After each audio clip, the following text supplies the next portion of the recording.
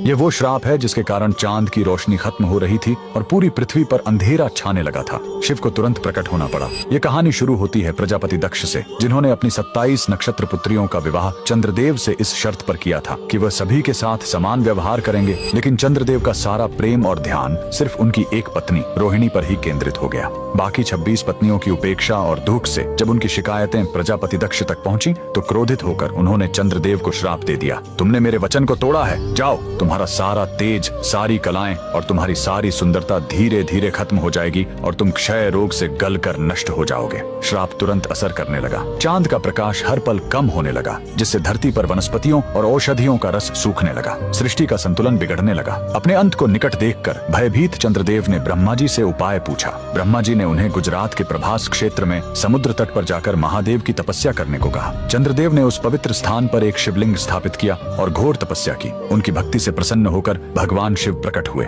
उन्होंने कहा, मैं दक्ष के श्राप को पूरी तरह खत्म तो नहीं कर सकता, लेकिन उसका प्रभाव कम कर सकता हूँ। शिव ने वरदान दिया, तुम कृष्ण पक्ष में 15 दिन क्षीण होगे, लेकिन शुक्ल पक्ष में 15 दिन फिर से पूर्ण हो जाओगे। उन्होंने चंद्र को अपने मस्तक पर धारण कर लिया और चंद्रशेखर कहलाए। और जिस ज्योतिर्लिंग की चंद्र ने पूजा की थी वो सोमनाथ, सोम यानी चंद्र के नाथ के नाम से प्रसिद्ध हुआ। और यही सोमनाथ मंदिर भारत का पहला ज्योतिर्लिंग आज भी गुजरात के वेरावल में उसी समुद्र तट पर शान से खड़ा है जहाँ चंद्रदेव ने श्राप से मुक्ति पाई थी। लेकिन रुकिए, इस मंदिर का एक और रहस्य है। यहाँ मौजूद बाण स्तंभ यह बताता है कि यहाँ से लेकर दक्षिणी ध्रुव तक समुद्र के रास्ते में कोई जमीन नहीं है। भगवान शिव के भक्त कमेंट में हर हर महादेव जरूर लिखें।